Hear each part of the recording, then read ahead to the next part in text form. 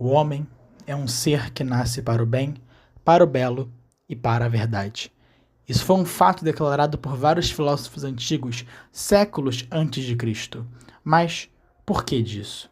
O que significa de fato esta frase?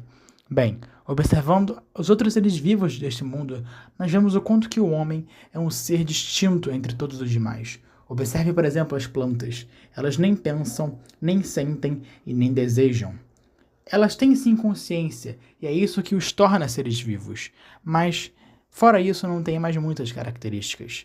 Os animais, por outro lado, eles sentem e desejam, mas eles não pensam como o homem, por não terem o nosso intelecto, a famosa razão. A inteligência deles é muito ligada apenas ao presente, o conhecimento de causa e efeito, em suma, o conhecimento sensível, material.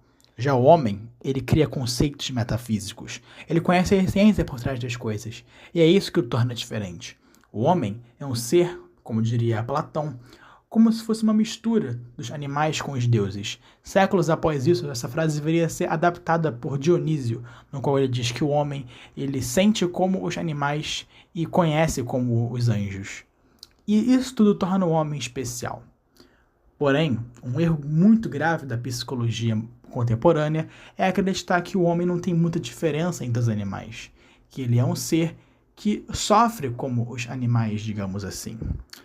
E isso acaba, infelizmente, levando para a crença de que a psicologia do homem seria mais ou menos como a dos animais, que o homem se comporta como se fosse um simples animal. Só que não é assim que funciona. O homem é extremamente diferente, até mesmo pelo modo de vida que ele o leva. E isso é mostrado quando nós conhecemos os conceitos chamados de vida contemplativa e vida ativa. Bem, o homem é um ser social. Isso Aristóteles já sabia.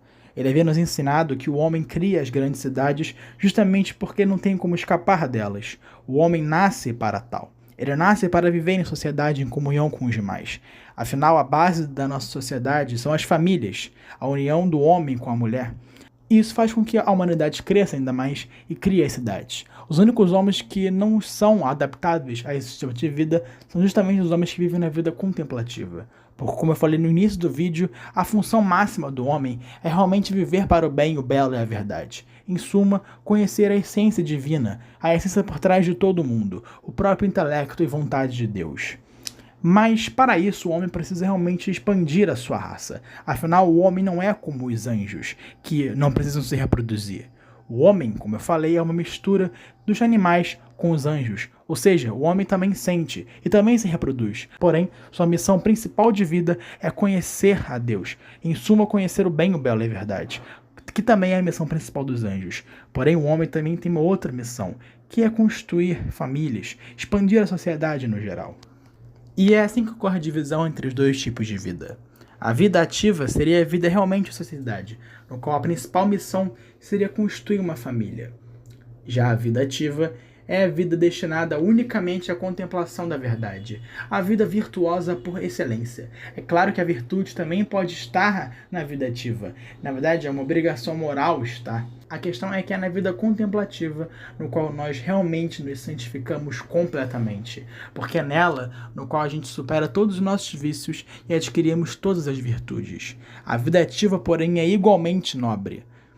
E ela tem a função, como eu falei, de expandir a sociedade, ou seja, de expandir o reino de Deus.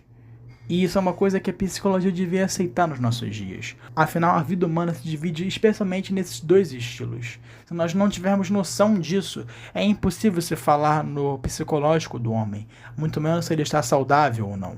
Hoje se fala muito na saúde mental, mas se fala muito pouco na divisão desses estilos de vida e se fala ainda menos no quesito da vocação, porque a vocação está literalmente destinada a escolher qual dos dois estilos de vida nós teremos que seguir, porque ambos são igualmente nobres e ambos são igualmente justos do homem seguir, porém cada um nasce para um estilo. Hoje, porém, eu vou focar especialmente no modo de vida da vida ativa, que é o assunto principal do vídeo de hoje. A questão é que eu trago aqui o ponto principal de que a simplicidade é uma grande virtude. Isso vários filósofos e pensadores nos ensinaram.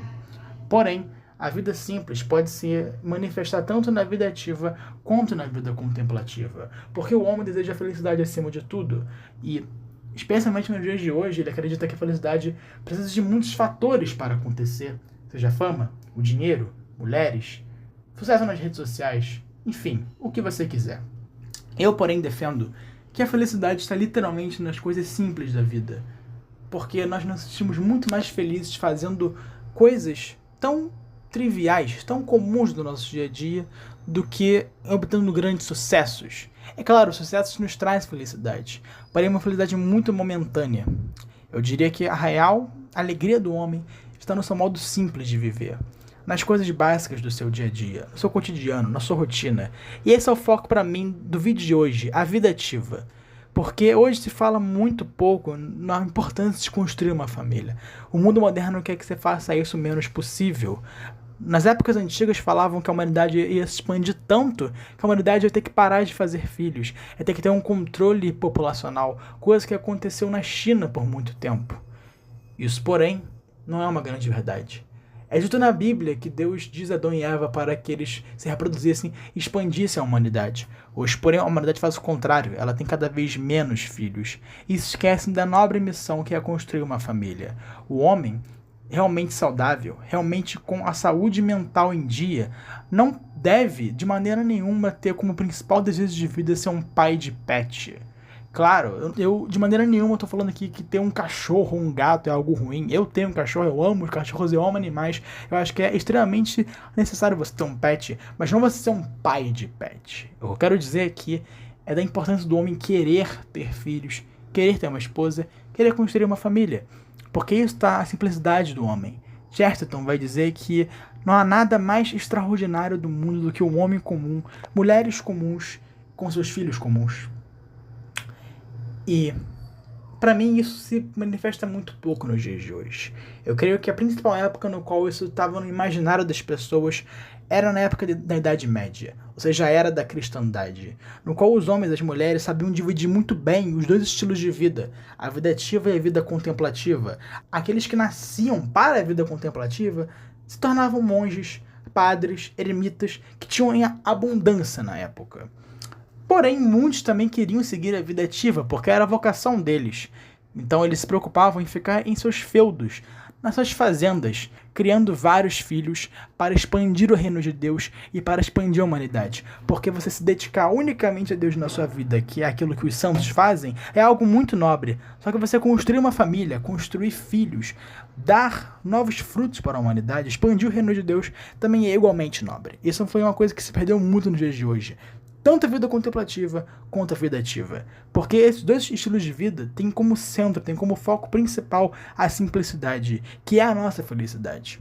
Já no mundo de hoje, que é muito pobre, tanto na vida ativa quanto na vida contemplativa, não tem mais a simplicidade. O mundo de hoje quer que você pense que viver uma vida simples é algo ruim, é algo monótono, é algo que não é desejável, que é algo tedioso. O bom mesmo, a felicidade está nos milhões de seguidores no Instagram e no TikTok, em ter muito sucesso profissional, em se destacar acima de todos. Mas nunca foi assim. O homem realmente saudável, que tem realmente seu apego, seu foco, não está focado nisso. O homem que segue uma vida ativa, ele tem como seu foco sua esposa, seus filhos, sua família, seu trabalho simples, sua religião, sua fé, sua casa, seu lar. Essa é a grande beleza da vida simples. E eu citei aqui Chesterton. Por que eu citei Chesterton? Porque ele manifesta isso muito nas suas obras, nos seus livros. E uma mistura dos dois que eu gosto de fazer aqui são os livros de Chesterton e os filmes de Frank Capra. Porque são os filmes que eu acredito que conseguiram manifestar esse caráter da simplicidade da vida ativa de uma maneira genial. Porque hoje, quando se fala em criar uma família, ter filhos, não se fala mais sobre o lado nobre disso, o como que o pai, como que a mãe são heróis ao criarem filhos e darem eles ao mundo, e criarem eles com uma boa educação. Isso não tem mais hoje, porque tanto o homeschooling é muito atacado, tanto porque não é mais uma vida simples que as pessoas almejam, e tanto porque não é mais o foco Você, tipo, ter uma missão nobre e heróica do pai criando os filhos, protegendo eles, e a mãe tendo o lado amoroso e sentimental com o seu marido e com seus filhos. Não é mais isso. Hoje, acredita que a grande felicidade de você construir uma família é você ter uma esposa perfeita, marido perfeito, filhos perfeitos. Mas não é isso. Nunca foi assim. O foco nunca foi esse. Isso tira completamente a nobreza que é a vida ativa. Isso faz você ser um mero burocrata, digamos assim, um cara que é extremamente exigente. Isso literalmente destrói a nossa felicidade. Se nós nos contentamos com as coisas que nós não devíamos nos contentar, digamos assim, com as coisas que deviam ser simples, cotidianas, isso sim é felicidade. É você ver na coisa simples a coisa mais bela do mundo. E hoje no mundo moderno se faz o contrário. Então essa é a minha crítica. E essa é a minha afirmação. Eu quero voltar a esse imaginário que tinha na Idade Média e que se perdeu muito. A figura do pai, da esposa e dos filhos. Por quê? Essa é literalmente a figura máxima da cristandade, que seria a Sagrada Família. São José, a Virgem Maria e o Menino Jesus.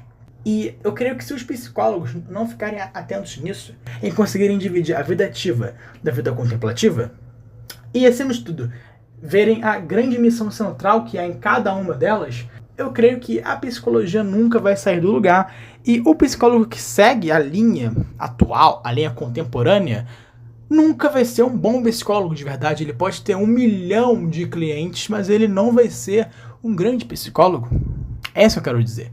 Se o psicólogo ele quer ajudar o seu cliente, ele quer ajudar uma alma, ele quer ajudar um ser a se elevar, a sair dos seus problemas, a conseguir enfrentá-los realmente, ele tem que ver aquilo como realmente é, e não como um teatro, não como o mundo apresenta a ele. E é isso, é esse simbolismo da família, essa beleza, essa nobreza, que é a vida simples com a família, a beleza por trás disso tudo, e a bondade e a virtude. Então esse é meu foco, essa é a minha crítica e essa é a minha resposta. Obrigado, pessoal. Espero que você tenha gostado. Compartilhe esse vídeo. Obrigado. Até a próxima. Valeu!